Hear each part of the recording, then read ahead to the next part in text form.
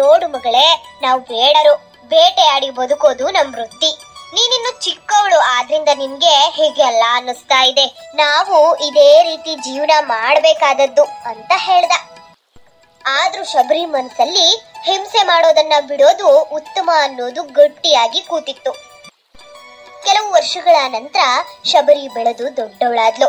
ನೋಡೋಕು ತುಂಬಾನೇ ಸುಂದರವಾಗಿದ್ಲು. ನನಗೂ ನೋಡ್ಬೇಕು ಅನ್ಸ್ತಾ ಇದೆ ಶಬರಿನ. ಅಜ್ಜಿ ಹೇಳ್ತಿರೋದು ಯಾವಾಗ್ಲಿಂದೋ ಕತೆ. ನೀನ್ ಇವಾಗ ನೋಡಕ್ಕಾಗತ್ತಾ ಶಬರಿನ? ನನಗೂ ನೋಡ್ಬೇಕು ಅನ್ಸ್ತಿದೆ ಶಬರಿನ. ಎಷ್ಟು ಒಳ್ಳೆಯವಳಲ್ವಾ ಅವಳು. ಆಮೇಲೆ ಏನಾಯ್ತು ಅಜ್ಜಿ?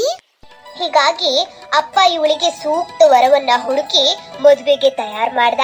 ಶೆಟ್ಟಿಯ ಮಗಳಿಗೆ ಶೆಟ್ಟಿಯ ಮಗ, ಭಟ್ಟನ ಮಗಳಿಗೆ ಭಟ್ಟನ ಮಗ ಅನ್ನೋ ಮಾತಿನ ಥರ ಶಬರಿಯ ಜಾತಿ ಬೇಡರಾಗಿರೋದ್ರಿಂದ ಆತನ ಅಪ್ಪ ಬೇಡರ ಹುಡುಗನೊಬ್ಬನನ್ನ ಹುಡುಕ್ದ.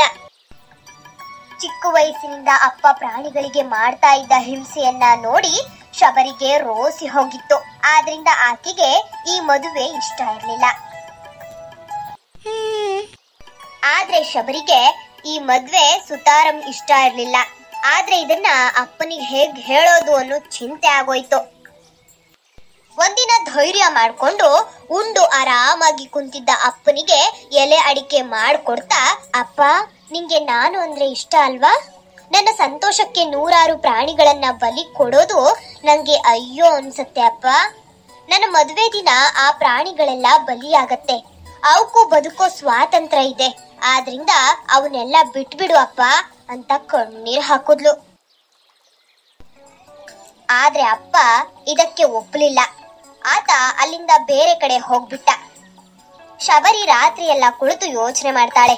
ನಾನು ಮದ್ವೆ ಆದ್ರಷ್ಟೇ ಪ್ರಾಣಿಗಳನ್ನ ಕೊಲ್ಲೋದು, ಆದ್ರಿಂದ ನಾನು ಮದ್ವೆಯಾಗದೆ ಇರೋದು ಉತ್ತಮ.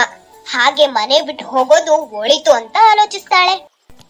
ಅಂದು ನಡು ರಾತ್ರಿ ಅಪ್ಪನ ಕೋಣೆಗೆ ಬಂದಾಗ ಅಪ್ಪ ಜೋರು ನಿದ್ದೆಲಿದ್ದ. ಆತನ ಕಾಲಿಗೆ ನಮಸ್ಕಾರ ಮಾಡಿ ಮನೆ ಬಿಟ್ಟು ಹೊರಟು ಬಿಡ್ತಾಳೆ.